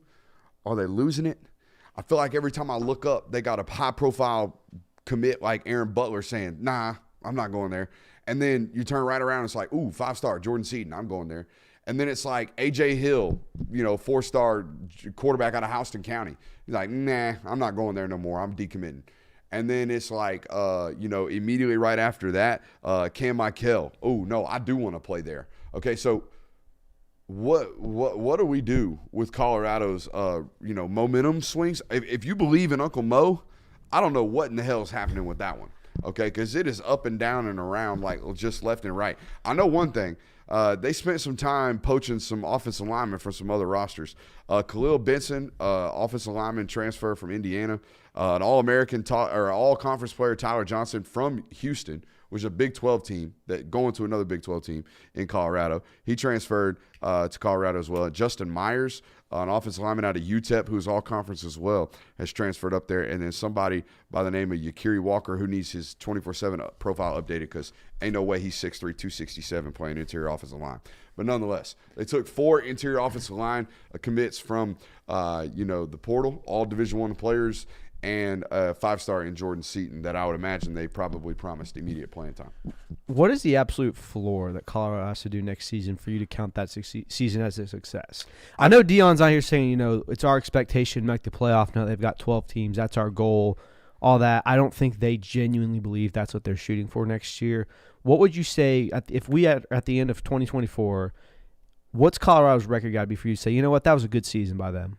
I don't even know if that's the discussion for me. The discussion for me is what has to happen for me to believe that Deion Sanders is going to be there past his son's careers. That's my question. When these two guys, and that's why like some of the high school decommitments, that's what I want to attribute them to. It's like, oh, they don't think that guy's going to be there for 3 or 4 years. But then, like I said, they get the 5-star in Jordan Seaton, and maybe he's looking at it as, well, I'll go play under Deion for a year, and then if he leaves, then I get a free out on this. And maybe that's what I don't know. The timeline to me is not whether or not Colorado becomes a playoff team. That's not happening next year. I don't believe that to be the case. No, I don't either. I don't think you can turn these things over that quickly from 0 wins. You might be able to do Michigan State, Kenneth Walker. We're going to ride him 270 yards per game to a 10-2 record. Might be able to do that with 50% roster turnover. But this idea that we're going to go from 0-10, 0-11 to being a college football playoff team, even in a 12-team playoff, to me seems a little bit of a stretch. Even though they are going into a quote-unquote lesser conference. I think to me, like I said, the meter I'm trying to gauge and the thing I'm trying to figure out is whether or not he's going to be there next year. And we're going to be talking about Colorado next offseason. If it's just is what it is this year, I think you're looking at 6-6, 7. Yeah, I think bowl game is at least to say, all right, that was just so you think he's just gonna? We think he's gonna go to the NFL at some point? No, I think he. I don't know. Just hangs it up. I think you're capped in terms of. I think you're limited at what you can ultimately be at Colorado, if you're him. And this is the thing. I don't know what his aspiration. I don't know what he wants to do. And he talks about like this is his calling. And if we are to believe that this is his calling, then he is not going to put up coaching once his kids are done playing for him. But I also don't think he's going to be able to. His kids aren't good enough to strong arm an NFL job like he has sometimes in the college ranks. So I don't know. I don't know what his end goal is, and that's the hard thing to evaluate here. It does seem kind of very. Oh, I'm gonna be there for my kids throughout their careers. I'm gonna coach them because he coached their high school team, didn't he? Yes. So Yeah, it's kind of, it seems like he's kind of doing this for them, and then once they go to the NFL, you're right, he's not gonna be able to strong arm an NFL job. or he's going to try to have too much. He likes to have too much say in that, so I don't think he's going to be able to do that. So Yeah, I don't know. The whole time with him at Colorado, it just kind of felt like I'm buying myself enough time for the next season. I'm doing what I can to make sure I'm okay the next season. And then the next season will be addressed completely different. Like, good on you for trying to go, or not even trying. You successfully went and got offensive linemen, which you desperately needed. I mean, you were 129th in sacks allowed this year, and you're getting your son back at quarterback, so you want to protect him and what many believe he can be at the next level. But that's what I mean by it. Just feels like he's buying himself enough time for the next year of, I'm getting me some transfer portal offensive linemen, but I'm also getting me 1 5-star in the next coming class to where we can be successful next year, or like somewhat successful. But it doesn't feel like you're implementing anything that's going to be long-term, or there's any longevity being implemented in that program. A lot of juice, though. Or is it foos? Ooh, I don't know. Juice or foos? Put it on the poll. Colorado, juice or foos? We're not going to find out because I want to be private now. Polls won't be private? What are you talking about? No, I'm saying that the program, they want to be private now. Oh, yeah. They don't want true. social media. Oh, dude, we didn't even talk about that. That was one of the more asinine quotes I've we ever like heard. somewhat mentioned it a little brazed bit. over that. Yeah. We talked about just fire your son. Yeah, I read the article. It's basically, he talked about how they got put under such a microscope with all the excess that they experienced at the start of the season that it kind of led to the detriment of them in the back end of the season. He felt like he just wanted more privacy and for his team not to be so out in the open and publicly talked about. All right.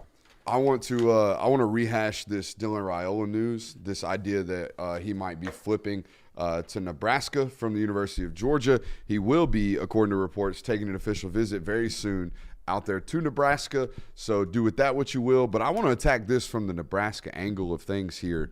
And here's one thing that I remember. Y'all know Bussin' with the Boys, right? This is a pretty well-known podcast. Yeah. The one with Will Compton and Taylor Lewan and all those good guys. Well, Compton obviously played in Nebraska. And I'll never forget, I think as soon as NIL came out, I want to say that Nebraska players got on to a podcast or got made a podcast very similar to the Classic City Collective and all that, the Players Lounge and all this good stuff. Everybody's making content, paying players doing so. I vividly remember a wide receiver. It's the dude that had the air conditioning name. Dakotas Crawford. Dakotas. I remember him being rumored to receive like $50,000 or like I think it was a monthly installment of like $25,000 to play in Nebraska. Okay. And look, I would imagine there's a lot of farm money, a lot of old money going on out in the Husker land. Okay. Or as we call them around here, the Huskers. All right. I would imagine there's a lot of old money and a lot of cash and a lot of ability to spend for the Nebraska Cornhuskers. And that's what it sounded like this be. That's what it sounded like this be. And from a Nebraska standpoint, this would make them an immediate player in the Big Ten, you would imagine. Yeah, I mean, you went and got Jeff Sims last year as your quarterback, and that was a failure of an experiment. In fact, he's already in the portal again. He's looking for another destination. Going for a third college. So, yeah, getting a guy like Dylan Raiola that brings a positive attention to your program. Matt Rule has kind of already laid down the landscape and the foundation for them. You go and get yourself a Dylan Raiola. Maybe gets you some looks for some other people in the portal, like a Julian Fleming, maybe a wide receiver to pair up with him, some things like that. So immediately gets the ball rolling a little bit quicker for you. You would assume you immediately promise playing time, right? I would think so. I mean, my question is, like, he went and talked about how, a portal quarterback is $2 million, and then there's this rumor now that you're coming out with a big NIL push to get this guy. If Kyle McCord, because he's going on an OV too, isn't he? Yeah, and here's what I put in the chat. You don't buy a Honda Accord when you can lease a Bugatti. And that's what's happening with this situation. They got into discussions about buying a Honda Accord, and then somebody said, hey, what if we make this cash available for you to go make this asset purchase? You immediately stop looking at Honda Accords when you get gifted angel donor money, and that's what it sounded like was made available to Matt Rule. I also talked about this. The Donovan Raiola standpoint makes me believe that this has always been available to them. And like I said in the local hour, you don't make this kind of push early in the recruitment. You make this push late in the recruitment. Oh yeah, this is to make sure it's non-negotiable or non-debatable at this point with everybody else's financial structure. Yeah, I mean, this is definitely a chips all in type thing where it's like, hey, it's we have nothing to lose here. We might as well go all in on this kid. And it's something that, like you said earlier, hinted on. This wasn't an out of the blue decision, I don't think. No. A lot of questions in the chat about regulating NIL. Guys, I don't know if it ever comes. I don't know if it ever happens because it's going to have to require uniform legislation across all states. Let me repeat that. It's going to require uniform legislation across all 50 states. What on earth in this life that we all live do we get universal agreement on anything? I don't know when it's coming. They've done everything. They've gone, and the NCAA has gone to the floors of Congress and begged like a boyfriend who just cheated on his girlfriend to not leave him. Begged over and over again, please help us. Please help us. And Congress is like, man, good luck. Y'all better start paying them boys. On top of that, by the way, we might be coming for revenue splits. Y'all ain't getting no help from us. We might be taking percentage pay in a little while. Okay, so if you ain't been caught up with that one, you need to do your homework because I don't know. I don't know if any type of federal legislation ever happens on this. I think it's always going to be Wild Wild West. And somebody that I trust today mentioned something like a clearinghouse essentially for all NIL deals, and they're all going to have to be out in the open. It's what it was supposed to be. It's what we thought we were supposed to be getting. We thought we were supposed to get an NIL registrar at these NCAA Division I campuses. There was supposed to be somebody with each school vetting each individual opportunity and reporting such. Because guess what? Everybody's supposed to be paying taxes. And guess what ain't happening right now?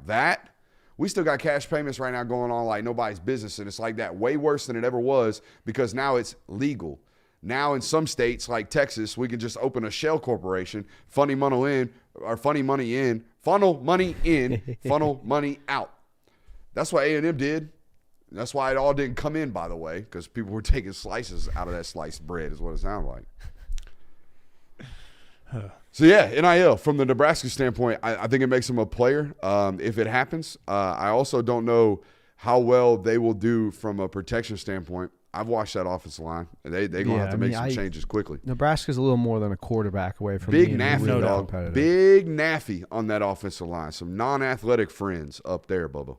Yeah, it's not one of those things where you get a 5-star quarterback and it's like, oh, immediate contender in the Big Ten now. Like we're up there with Michigan and Ohio State. Still some road to be laid and some ground to be made up. I don't know, but it's still like huge stepping stone for you to be able to have Matt Rule a second year at Nebraska. Second year, get a 5-star quarterback and almost was bowl eligible year one. Yeah. So got to be feeling good if you're a Husker. Mm-hmm. Shouts out to the Huskers. But no, I think this was when I first talked about NIL on this network, and we were individual. We were at another house. We were in a completely other studio. In fact, we didn't even have the two boards. We were in front of the black wall with the Rangers jersey behind us. Man, if you're an OG listening right now, you know exactly what I'm talking about. And I remember talking about how this might be able to bring the blue bloods back to college football. Nebraska was not one of these because farming income, not always registered Fortune 500 income. Okay, there's probably some multimillionaires, lots of them, that live in Nebraska, that own a bunch of land, that do a bunch of good farming, all right? But they ain't going to show up on the Forbes 500s list. You know who does? The CEO of Dell, who happens to be a Michigan alum, the 5 billionaires that went to Texas, the 500 millionaires that went to USC.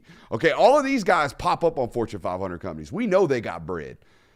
Nebraska was one of these schools very similar to Tennessee. Well, Tennessee's Jimmy Haslam money. It's all oil money, Love's money.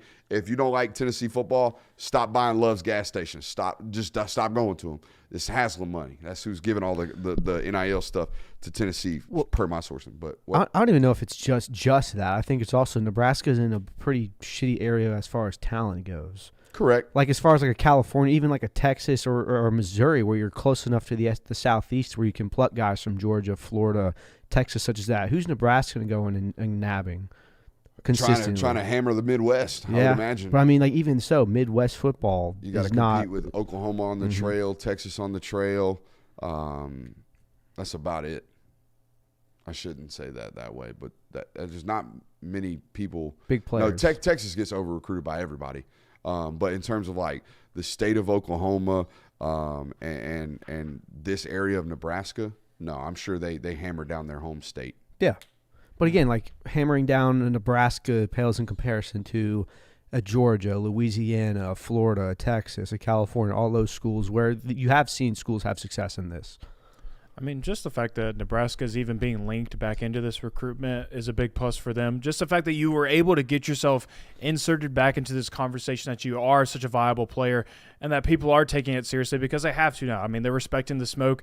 They're respecting what is being said because it's like, oh, they have that now. So maybe your 3-star offensive lineman named Cletus who lives off Two Egg Road turns into a 5-star later on and you get some better talent for your roster. So I'm looking at their 2024 commits right now. They're doing a really, really good job of hammering their in-home state.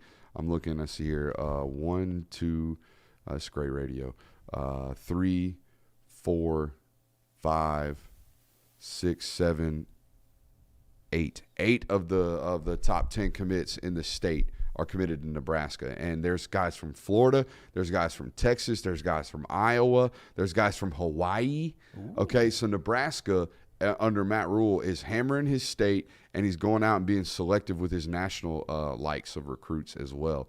And not doing it via the portal. He's got 25 high school commits right now in the 2024 class, while also hammering the portal last class. I think he took 3 Georgia Bulldogs, didn't he? He took NJ Sherman. I know he took 3. It was it was Jacob Hood, MJ Sherman, and Harid Gilbert. That's right. Those were the 3. So, yeah, he hammered the portal last class. Looks like he's doing a good job of investing into the high school classes now. Also, good football coach. Just like all around, good football coach. The stuff in Carolina didn't work out, but I think we're kind of finding out that the Tepper dude's a freaking psycho. I don't know if anybody's set up for success there right now. Yeah, the only weird thing that weirded me out about the deal going on in Carolina was how quickly he fired Joe Brady. That was weird to me. That was really weird to me. But other than that, the dude's been rock solid everywhere he's gone. And his pregame speeches we found are super elite as well. No doubt. That one before his breast cancer awareness football game this year was badass.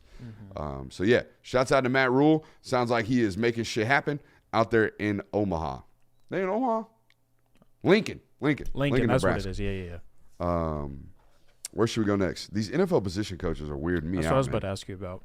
It's weird. You know, for the last 2 off seasons, we've seen college coaches take lesser than jobs in the NFL because they want to get out of this life, man. This life is tough. This life is really, really tough. So I don't know if it's not that I get inundated with offers, but there are people who call and ask me if I'm interested in coaching because they know that I'm interested in coaching. But it's a different drug, man. That's something that you got to be flat out mainlining every day and like really, really addicted to. Not even love. You got to be addicted to that shit. I don't even think they love it.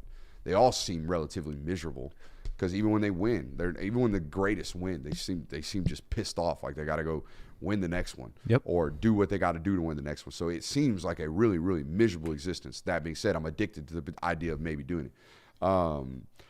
But this life in college is way harder than that in the NFL ranks or even the high school ranks. I was under the impression that we were about 8 months, 6, 7 months, 8 months, 12 months from really, really preeminent college football coaches just saying, shit, I can go make $150,000 a year coaching high school football right now. I'm just going to go do that. You know, I'm just going to go be an athletic director. Maybe after 3 years they give me a bump in pay to $200,000, but that's the reality now in some of these states. In the state of Georgia, if you are a 7A high school football coach, I bet you're making 6 figures. So why would I make $500,000 to work 365 days a year when I can make $200,000 enjoying my life, really enjoying the quality of life that I have? And that's not what we're seeing right now. What we're seeing right now is people from the NFL ranks sign up for this stuff. A New England wide receivers coach, like we told you earlier, is going to coach wide receivers at Syracuse. He has signed up for a 365-day-a-year job. That is wild to me. The DB coach from the Los Angeles Chargers is going to Florida. He has signed up for 365 days a year to me. Why would you do this?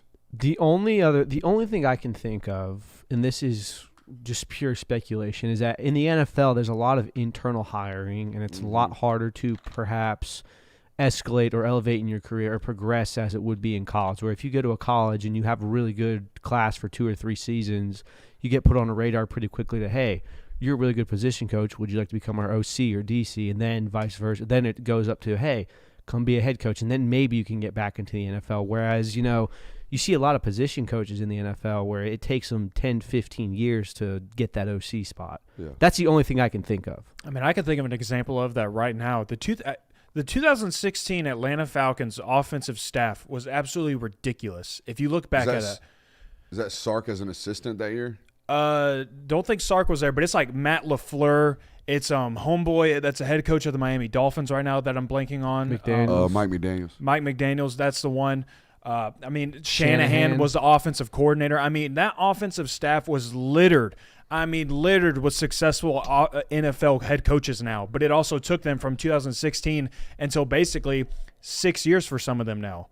Dude, it's ridiculous if you go look at it. It's absolutely insane. Dan Quinn, Raheem Morris, Kyle Shanahan, Matt LaFleur, Mike LaFleur, Mike McDaniel, Jeff Ulbrich.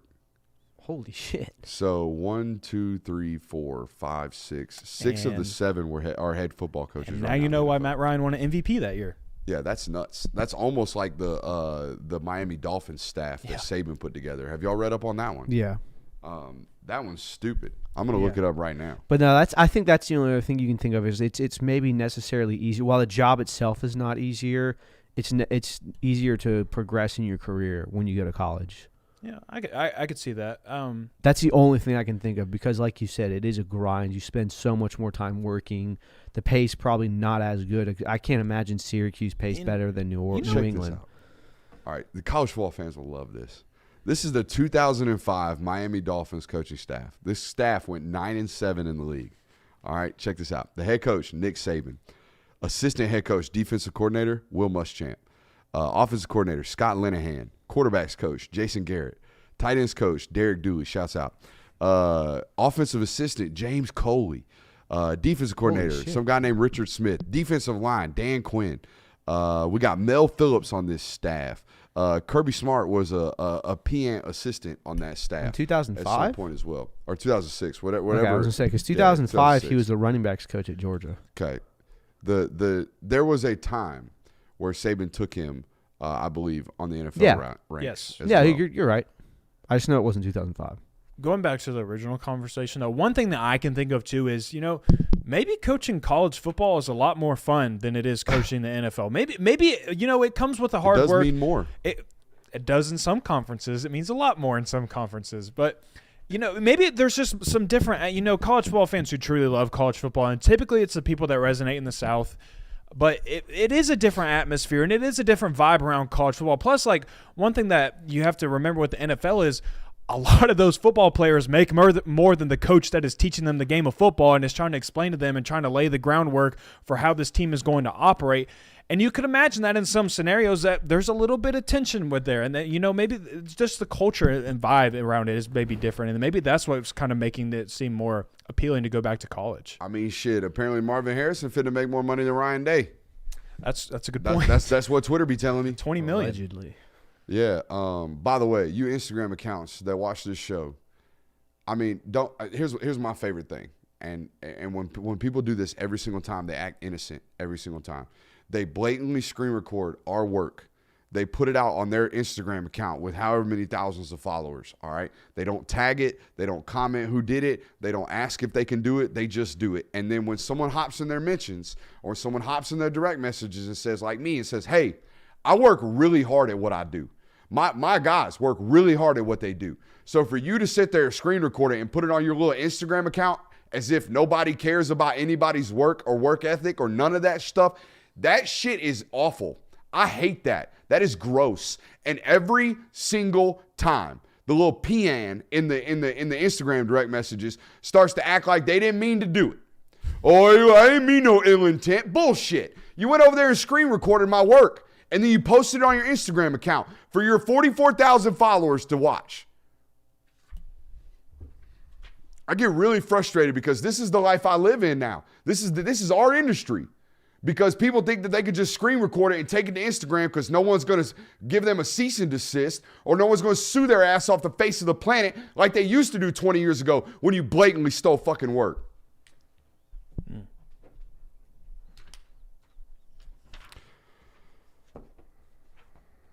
We have anything else? I don't know. Unless you want to talk about Nick Saban in the picture of him in a car with a bunch of red man in the styrofoam cups. You know what? I felt way better about my vices. I felt way better about my vices come to find out that a 78-year-old man still out here chewing Red Man. 3 bags. 3 bags of Red Man in the Rari. And the 3 cups. Red Man in my Rari. Red Man in my Rari. Red Man in my Rari. Shouts out, my boy. Yeah, dude, that was nuts. Yeah. What an Also, iconic picture. He's on the trail driving the Rari, right? Yeah. Is that what that is? Is that him driving that to kids' houses? I don't know. I think wasn't it? They're not at his house. I felt like it was at a. Was it? I only saw the picture once. Wasn't it at a dealership? It kind of did I look don't know like where that. it was. It looked like a But dealership. it may have also just been like somewhere on the Alabama campus where they stow away all their cars or stuff. Or it was, wasn't it one of his former players, the DB that's got a son that just committed to Alabama? I think he was at his house. Yeah. DeAndre Kirkpatrick? Yeah, Does that sound right? Yeah. I know what you're I think talking about. Kirkpatrick's son just committed to Alabama a few weeks ago. Holy hell. You know, huh? I remember watching him. Yeah, dude. I'm sure that kid was like this was an early pregnancy, I would imagine. Well, gotta be. He can't be but like 17 years younger than his dad. Yeah. 18 years younger than his dad. His dad played a decade ago, right? Yeah. And his son's already committed. So I think he's a 2026 guy, but nonetheless. So there you go. Ugh. Yeah, I thought that the triple stack styrofoam Yeah. cup. He on that scissor? Sneaky. He on that scissor? Nah, dude, that's definitely guts. Yeah, it's definitely for the dip, but nonetheless. 3 cups though? Hey, you never know when you're going to need a spittoon, okay? I got them all up underneath the desk over here. But I'm a wintergreen man. I heard the chewing, like the actual chewing tobacco, I heard that's terrible for your teeth. Not that, dipping ain't, but like, have you ever chewed? No. Have you ever dipped? No. Okay. Well, dipping is a very, almost like a dry experience. Okay. You just leave it in your lip. It just burns for a while. It gives you a nice little buzz. Eventually the burn wears off. You stop, buzzing or burning like that. But chewing is a very elongated process. Chewing is like literally you're chewing tobacco the whole entire time. And when you spit, dude, it's like a gallon. The spittoons for chewers is like massive. So dipping, disgusting habit. Chewing, you're not getting away. Like you're not gutting a chewing. Like you're not secretly chewing. You're gonna have to let everybody know that you're chewing tobacco. Dipping, however. What a way to end the show. I think it's a great way to end the show. Educational. A free F-bomb 90 minutes in, and I think we earned that one. Yeah. Sorry you ramped me up, but I hope Buddy was watching, because here's what really ticked me off. I thought we did a great job on that Marvin Harrison stuff last week. We put it out as a sub episode on YouTube. It did zilch, nada. There are more people watching this right now live than there were that showed up for that little 3.5 minute episode. That some bitch had 15,000 likes, 100,000 views, like that on his little stupid Instagram story. I hate that stuff. We work really hard, okay? And that bothers me when people steal my stuff. Bothers me so much so that I dropped an F-bomb on you. So I'm sorry if your kids were listening. I might be judging your parenting skills. I love you. We'll see you tomorrow.